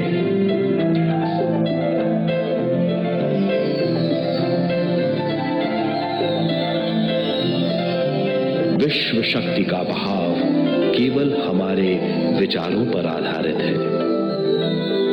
जब हम सोचने लगते हैं तो विश्व शक्ति का बहाव रुक जाता है। मतलब ये है, हमारा सोचना विश्व शक्ति का बांध है। जब विश्व शक्ति का बहाव कम हो जाता है तो शक्ति नलियों में कम शक्ति पहुंचती है। ये कमी हमारे शरीर की शक्ति में रंग रहित सूक्ष्म धब्बे डाल देती है। ये धब्बे धीरे धीरे हमारी शरीर में बीमारी पैदा करते हैं। मतलब ये है कि हमारे प्राणमय शरीर में शक्ति की कमी सारी बीमारियों की जड़ है।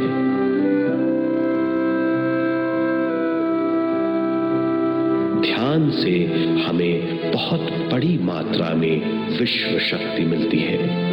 ये हमारी शक्ति नलियों के जरिए सारे शरीर में पहुंचती है। जब विश्व शक्ति बहुत बड़ी मात्रा में शक्ति नलियों में बहने लगती है तो रंग रहित सूक्ष्म धब्बे मिट जाते हैं, और जब ये धब्बे साफ हो जाते हैं तो हम सारी बीमारियों से मुक्त हो जाते हैं।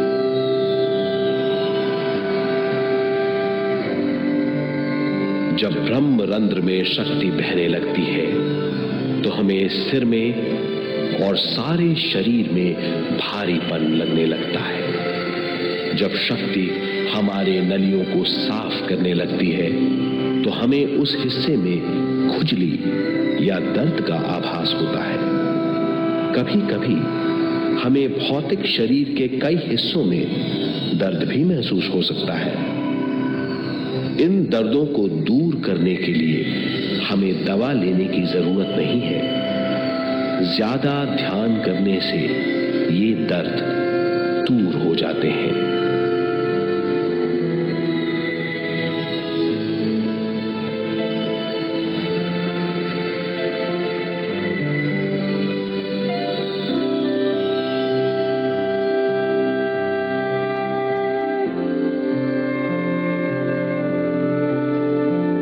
ध्यान के द्वारा ज्यादा विश्व संजोने से हम सारी मानसिक और शारीरिक बीमारियों से छुटकारा पा सकते हैं।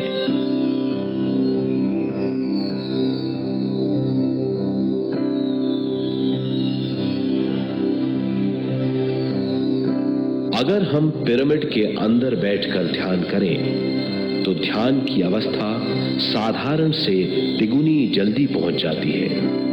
अब हम ये मालूम करेंगे कि पिरामिड और पिरामिड की शक्ति क्या है।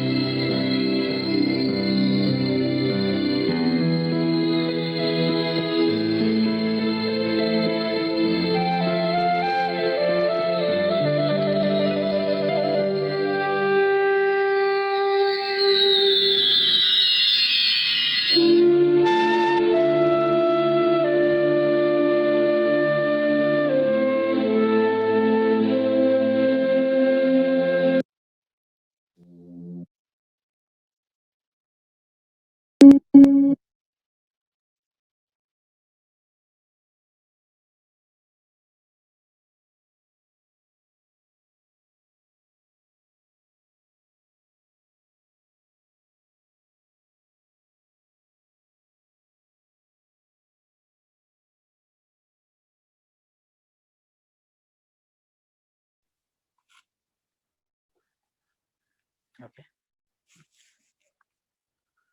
धन्यवाद. आज थोडंसं टेक्निकल प्रॉब्लेम आला म्हणून आपण थोडासा क्लास उशिरा चालू केला. परंतु आम्ही जे तुम्हाला दाखवण्याचा प्रयत्न करत होतो, जे सांगण्याचा प्रयत्न करत होतो, ते आपण सगळं तुम्हाला सांगितलेलं आहे आणि क्लासमध्ये शेवटपर्यंत सगळं काही देण्याचा प्रयत्न केलेला आहे. आता आपले 6 सेशन्स झालेले आहेत. 6 सेशनमध्ये आपण असा प्रयत्न केलेला आहे, की हा जो काही सिलेबस आम्ही शिकवला, हा तुम्हाला वर्षभर पुरेल. वर्षभर म्हणण्यापेक्षा आयुष्यभर पुरेल एवढा सिलेबस आहे. त्यामुळे याच्यातली प्रत्येक गोष्ट जी तुम्हाला कुठे अडचण येईल तेव्हा तुम्ही नक्की आम्हाला फोन करा. मात्र जेव्हा फिजिकल फिटनेस, मेंटल स्ट्रेस किंवा इतर मेडिटेशनच्या संदर्भात तुम्हाला अडचणी आल्या की तुम्ही हा सिलेबस बघायचा आहे आणि त्याच पद्धतीने त्याला फॉलो करायचं आहे. ओके. आपण साधारण 40 ते 50 आसनं घेतलेली आहेत, 12 प्राणायाम घेतलेले आहेत, 20 ते 25 फिजिकल एक्झरसाइज तुम्हाला देण्याचा प्रयत्न केलेला आहे. त्याचबरोबर सूर्यनमस्कार कसे करावेत, त्याची गाईडलाईन काय असते ते आम्ही तुम्हाला सांगितलेलं आहे.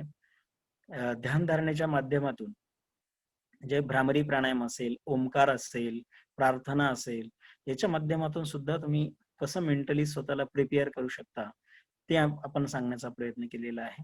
वेगवेगळ्या व्हिडिओच्या माध्यमातून तुम्हाला स्ट्रेस कसा दूर करावा, ताणतणावातून कसं बाहेर यावं हे सुद्धा सांगण्याचा प्रयत्न केलेला आहे. तर अशा पद्धतीने आपले हे 6 सेशन्स आपण जमेल तेवढं जास्तीत जास्त तुमच्यापर्यंत आणण्याचा प्रयत्न केलेला आहे आणि योग आणि शारीरिक शिक्षण हे तुम्हाला देण्याचा प्रयत्न केलेला आहे. मित्रांनो, आपण सर्व विश्वकर्मा इन्स्टिट्यूट ग्रुपमध्ये एक फॅमिली आहोत, एक कुटुंब आहोत आणि एक कुटुंब म्हणून कदाचित आमच्याकडून काही चुकलं असेल तर माफ करा आणि जे काही चांगलं सांगितलं असेल, जे काही चांगलं तुमच्या उपयोगाचं असेल तर ते त्यातून नक्की घेण्याचा प्रयत्न करा. जे वाईट असेल ते सोडून द्या आणि जरी कधीही गरज लागली तरी तुम्ही आम्हाला फोन करू शकता, बोलू शकता, त्यातले बारकावे, त्यातल्या काही गोष्टी विचारू शकता आणि सगळ्या ऍक्टिव्हिटीज जे काही रूल रेग्युलेशन्स आहेत त्यानुसार करण्याचा प्रयत्न करा. ज्यांच्यासाठी ऍप्लिकेबल नाही त्यांनी ते करू नका आणि अशी काही समस्या उद्भवली तर नक्की फोन करा. आम्ही सदैव तुमच्या सेवेसाठी आहोत. आणि मला एक सांगावं असं वाटेल की या ठिकाणी आपले CEO सुळे सर यांनी आपल्या सर्वांसाठी ही एक चांगली ऍक्टिव्हिटी सुरू केली होती. कारण आपल्याला आपलं माहिती आहे की शारीरिक आणि मानसिक प्रॉब्लेम्स आपले असतात आणि त्याला कसं सामोरं जायचं यासाठी सरांनी सांगितलं होतं. आमचं डिस्कस झालं की सर या संदर्भात आपण काय काय करू शकतो. तर आम्ही हा छोटासा प्लॅन केला आणि तुमच्यापर्यंत घेऊन आलो होतो. आता मी तुमच्यापैकी कोणाला विनंती करेल की साधारण तुम्हाला हे 6 सेशन कसे वाटले, ज्यांनी कोणी अटेंड केले असतील किंवा ज्यांनी रेग्युलर हे सगळ्या गोष्टी बघितलेल्या असतील आपण केलेल्या 6 सेशन मधल्या, तर प्लीज तुम्ही स्वतःला व्यक्त केलं तरी चालेल. 1-2 मिनिटं फक्त बोलायचं आहे. इन केस नसेल तर ओके, आपण पुढे जाऊया. फीडबॅक लिंक तुम्हाला दिलेली आहे, तुम्ही फीडबॅक लिंक भरू शकता आणि त्यातही तुम्ही चॅटमध्ये तुमचे रिव्ह्यू देऊ शकता, तुमचे फीडबॅक देऊ शकता. आणि मी जर क्लासमध्ये आचार्य सर असतील तर त्यांना विनंती करेल की त्यांनी 2 शब्द बोलावे. कारण आचार्य सरांबरोबर मी भरपूर काम केलेलं आहे. आचार्य सरांचे सूर्यनमस्कार किंवा इतर ऍक्टिव्हिटीज मी बघितलेल्या आहेत. ते शारीरिक मानसिकदृष्ट्या खूप ऍक्टिव्ह असतात आणि या संदर्भात आम्हाला नेहमीच त्यांच्याकडून मोटिवेशन मिळालं. तर आचार्य सर जर असतील तर त्यांना विनंती करतो की त्यांनी 2 शब्द बोलायचे. नमस्कार सर, मला आवाज येतोय का माझा? हॅलो सर, ऐकू येतोय का मी काय बोलतोय?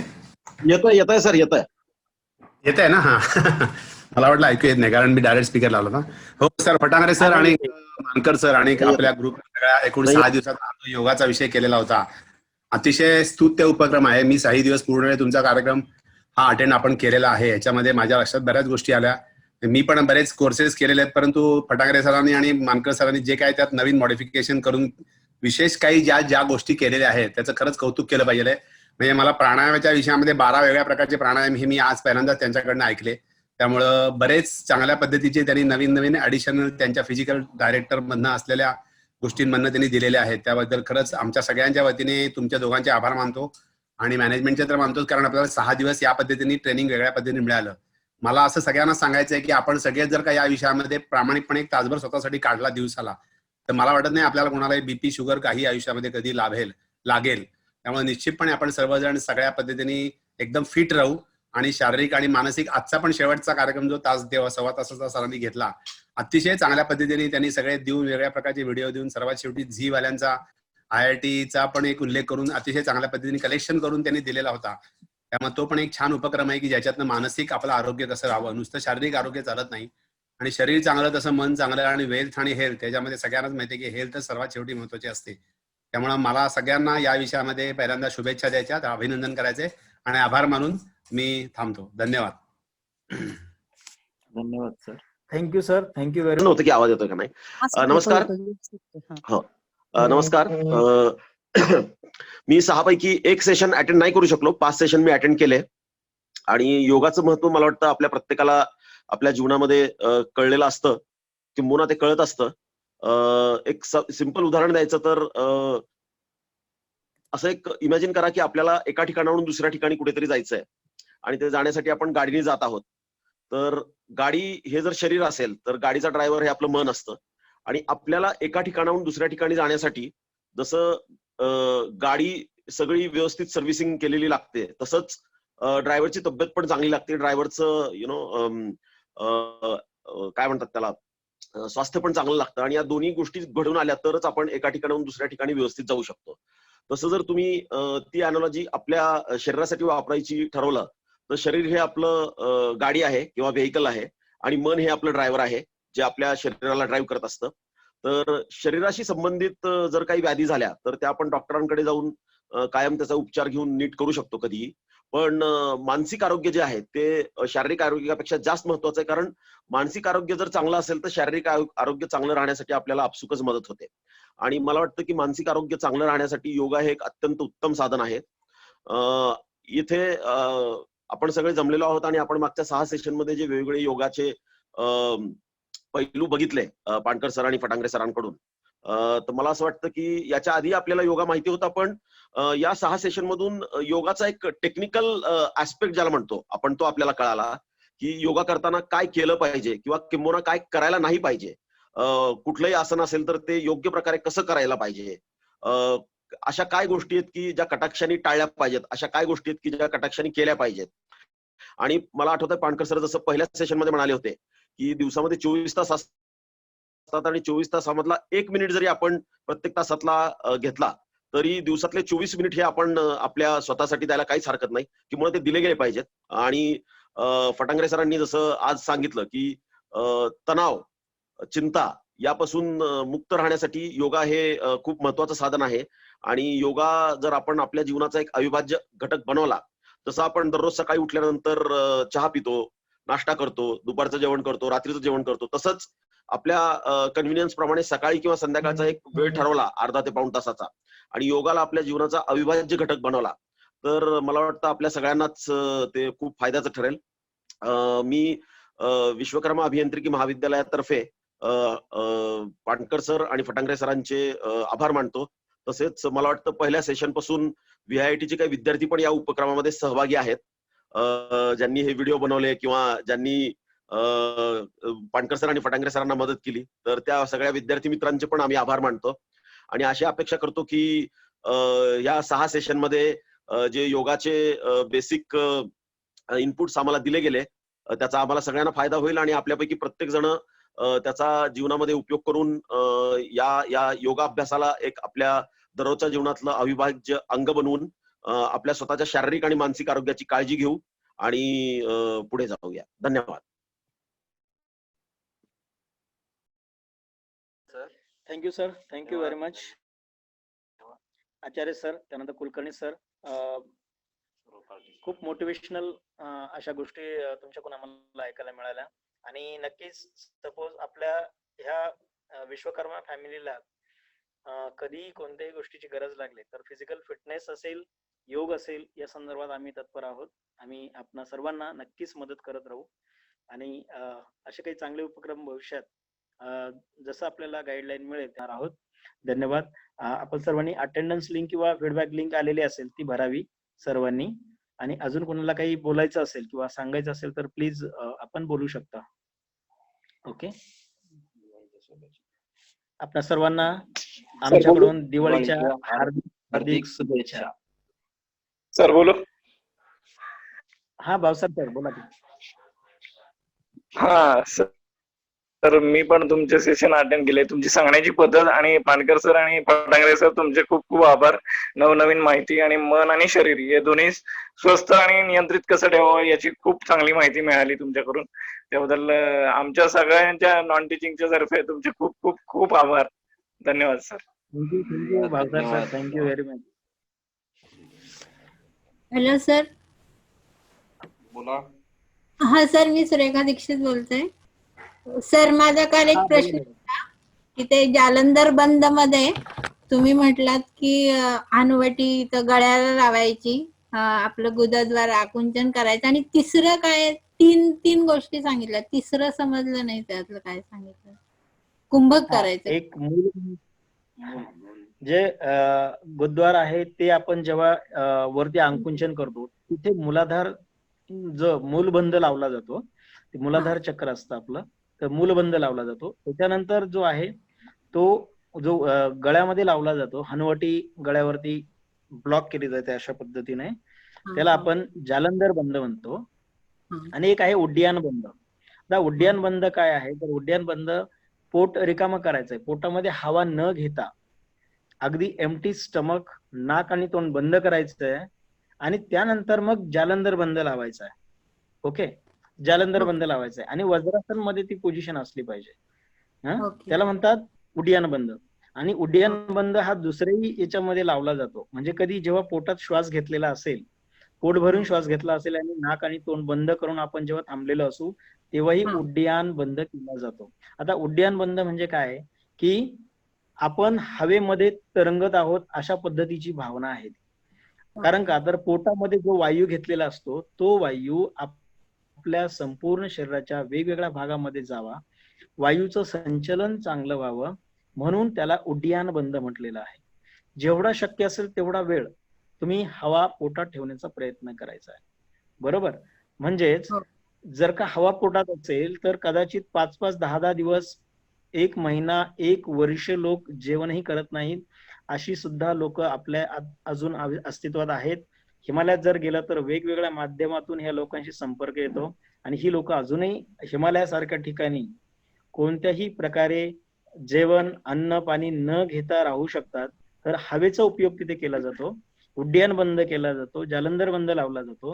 ज्या काही दैनंदिन क्रिया असतात ह्या क्रिया थांबवल्या जातात, त्याच्यावरती कंट्रोल केला जातो आणि जास्तीत जास्त फक्त हवेचा उपयोग करून, कारण हवा हे पंचतत्वांपैकी एक आहे. हवा, पाणी, अग्नी, जल, वायू हे 5 तत्व माणसाला जगवतात.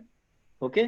तर याच्यापैकी काही तत्व जरी नसतील तरी आपण कसं जगू शकतो याची ताकद या बंधांमधून मिळते. उड्डाण बंद, जालंधर बंद आणि मूलबंध हे तिन्ही बंद वेगवेगळ्या सिच्युएशन मध्ये लावायचे आहेत. जर समोरासमोर असाल तर त्यावेळेस आपल्याला जास्त सांगता येईल नक्की. आणि थोडासा जरी अभ्यास तुम्ही केला तर तुमच्या थोड्या गोष्टी लक्षात येतील मॅडम. धन्यवाद. हा सर थँक्यू. माझा दुसरा प्रश्न आहे सर, आज जे ते साधू महाराजांचं तुम्ही दाखवलं एक व्हिडिओ आणि त्यांनी शेवटी सांगितलं की तुम्ही जर महिन्यातून 2 दिवस पाणी न पिता म्हणजे असं फास्टिंग केलं तर तिथं तो कट झाला. त्याच्या पुढचं मला ऐकायची इच्छा होती पण तो व्हिडिओचं ते पण तुम्हाला व्हिडिओ मिळतील. या व्हिडिओ आम्ही एक बॅकअपला या सगळ्या व्हिडिओ ठेवलेल्या होत्या. शुभम. Yes sir. सांगितले होते थोडेसे लावून दे, ज्यांना शक्य असेल ते बघतील. ठीक आहे sir. Every aspect of spirituality helps a lot. Who got the Nobel Prize for medicine this time? Dr. Honjo and Dr. Allison, what did they prove? That human body is capable of protecting itself from cancer. The T cells in the WBC, the white blood cells, each T cell has the power to kill 1000 cancerous cells. But we, with our wrong food habits, sleeping habits, waking up, other habits, we have suppressed the power of these T cells. And you know how this power comes back to you? Now the new therapy in cancer, we used to have radiotherapy, we used to chemotherapy, and then we have the surgery. Now the new is immunotherapy. Now the new is immunotherapy, where you make strong your immune system. That is the T cells power. Each T cell has the power to kill 1,000 cells, cancerous cells. And you know, they said by experiments, Dr. Honjo and Dr. Allison, the 2018 Nobel Prize for Medicine, they said that if you do a waterless fast twice a month, that is every 15 days, your T cells will come back to your original power. That is what we call Ekadashi, Nirjal Upas. Every aspect of spirituality has a physical, mental, emotional impact on you. And then he diluted the final result. He said if you can't go waterless for 24 hours, at least 20 days in a week, you can go on Google and search what I'm talking. At least 20 days in a year, 20 days in a year, if you can go for 10 hours waterless. Not while you are sleeping, okay, at night. When you are awake, when the sun is on top of you, and you are in the midst of some activity, those 10 hours, if you go waterless, at least 20 days in a year, both these doctors have proved that the immunotherapy will work. Your immune system will be so strong, your T cells will come back to its original power, and there are least and least chances of your body getting affected by cancer. Every aspect of spirituality is right. So keep faith in scriptures, keep faith in the sayings of great saints, keep faith in culture, tradition, values, ethics, that is work-life balance. So in short,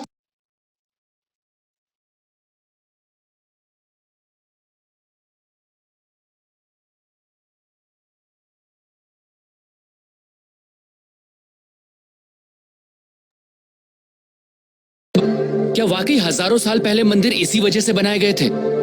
आखिर मंदिर बनाने की वजह क्या रही होगी? हमें क्यों आवश्यकता पड़ी होगी मंदिरों की? क्यों हमारे इतिहास में ऐसे ऐसे मंदिर बनाए गए जिन्हें बनाने में दशकों लग गए थे? दोस्तों, डिवाइन पावर को और इंटेंसिफाई रूप में पाने के लिए मंदिर बनाया गया। इसे यूं समझिए, जिस तरह साउंड वेव्स को कैच करने के लिए सेलफोन चाहिए, ठीक उसी तरह डिवाइन पावर को उसकी नेचुरल इंटेंसिटी में कैच करने के लिए चाहिए एक पावरफुल टूल, जो है मंदिर। एक तरह से यूं समझिए, कॉस्मिक कनेक्शन के लिए बनाए गए पावरफुल टूल है मंदिर। ये एक पॉसिबिलिटी है उस डायमेंशन को छूने की जिससे हम इंसान बने, ये संसार बना, ये ब्रह्मांड बना। और ब्रह्मांड में दूसरे आयामों से कनेक्शन बैठाने के लिए हमारे पूर्वजों ने न सिर्फ मंदिरों में डिवाइन स्ट्रक्चर स्थापित किए, बल्कि उन्हें कॉन्सिक्रेट यानी प्राण प्रतिष्ठित भी किया। प्राण प्रतिष्ठा मतलब मूर्तियों में जान आ जाना नहीं होता है दोस्तों, ये प्राण एनर्जी की तरह प्रतिष्ठित किए जाते हैं। जी हाँ, मूर्तियों को एनर्जाइज किया जाता है, और जब हम उन मूर्तियों के सामने बैठते हैं तो हमें वो एनर्जी महसूस होती है, हमें परेशानी का हल मिलता है, हमारा दुख दूर होता है और हम खुद को भगवान से जोड़ते हैं। ये सिर्फ उन डिवाइन एनर्जीज की वजह से होता है दोस्तों। ये एनर्जी आपका सिस्टम जब कैच करता है तो आपकी एनर्जी बॉडी अलाइंड होती है और आप पॉजिटिव फील करते हैं। जैसे हमें अलग अलग लोगों से पॉजिटिव और नेगेटिव वाइब्स मिलती हैं। देखिए दोस्तों, एनर्जी जो है वो आपके थॉट प्रोसेस से ड्राइव होती है और सामने वाला वही महसूस करता है। ठीक उसी तरह जब हम प्राचीन मंदिरों में जाते हैं तो हमें वहां की पॉजिटिव वाइब्स महसूस होती है। अगर आप अपनी एनर्जी के प्रति सेंसिटिव होंगे तो आप ये जरूर महसूस कर पाएंगे।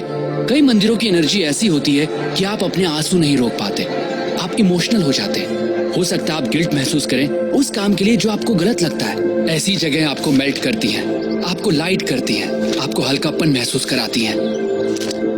दोस्तों, प्राचीन मंदिर ऐसे एनर्जी सेंटर्स थे जो इंसान की डीप ट्रांसफॉर्मेशन के लिए बनाए गए थे।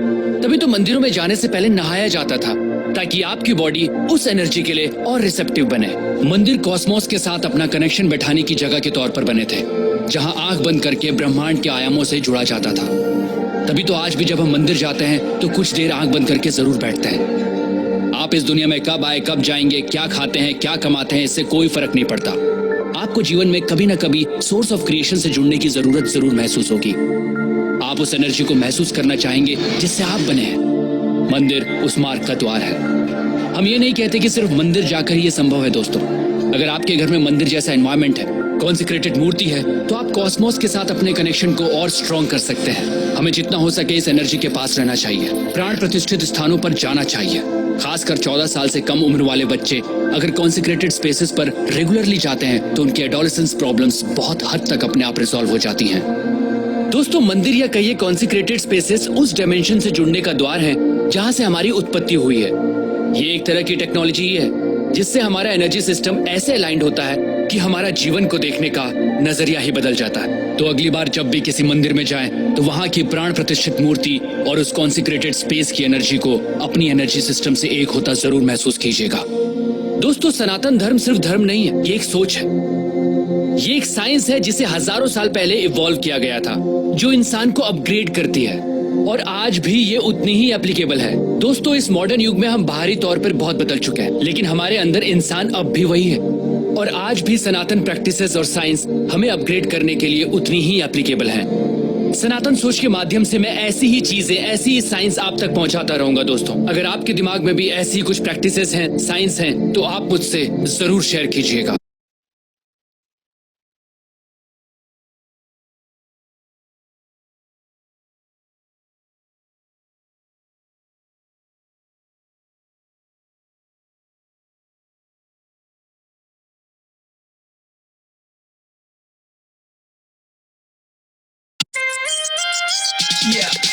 अगर रहना है तुम्हें हर दम fit, get up stand up, no sit sit, उठो चलो अपनी नींद भगाओ, जाओ जाके एक योगा मैट लेके आओ, तो हो जाओ शुरू। सिर्फ 10 मिनट योगा, बड़ा फायदा होगा। सिर्फ 10 मिनट योगा, बड़ा फायदा होगा। टेंशन स्ट्रेस से तुरंत मिले राहत, लैक ऑफ फोकस की आए बिना आहट, फ्रेश रहो एवरीडे माय फ्रेंड, कंसंट्रेशन का बना रहे ट्रेंड, तो हो जाओ शुरू। सिर्फ 10 मिनट योगा, बड़ा फायदा होगा। सिर्फ 10 मिनट योगा, बड़ा फायदा होगा। Hundreds of asanas, just pick up some. अच्छे से करो, लगाओ मन, easy हो या hard, discipline is the must. बनोगे healthy, योगा पे करो trust, तो हो जाओ शुरू। सिर्फ 10 मिनट योगा, बड़ा फायदा होगा। सिर्फ 10 मिनट योगा, बड़ा फायदा होगा। शीर्षासन हो या नौका आसन, मन से करोगे तो होगा सब डन, पद्मासन हो या सिंहासन, डेली करोगे तो बनेगा ये फन, तो हो जाओ शुरू। सिर्फ 10 मिनट योगा, बड़ा फायदा होगा। सिर्फ 10 मिनट योगा, बड़ा फायदा होगा। तेज दिमाग, शार्प मेमोरी, लिखो अपनी अब सक्सेस स्टोरी, बॉडी बने फ्लेक्सिबल, स्टेमिना विल राइज, करो योगा डेली, ये हैबिट बड़ी नाइस, हो जाओ शुरू, डोंट करो थिंक, क्योंकि लॉन्ग रन में बस होगा विन विन। सिर्फ 10 मिनट योगा, बड़ा फायदा होगा। सिर्फ 10 मिनट योगा, बड़ा फायदा होगा।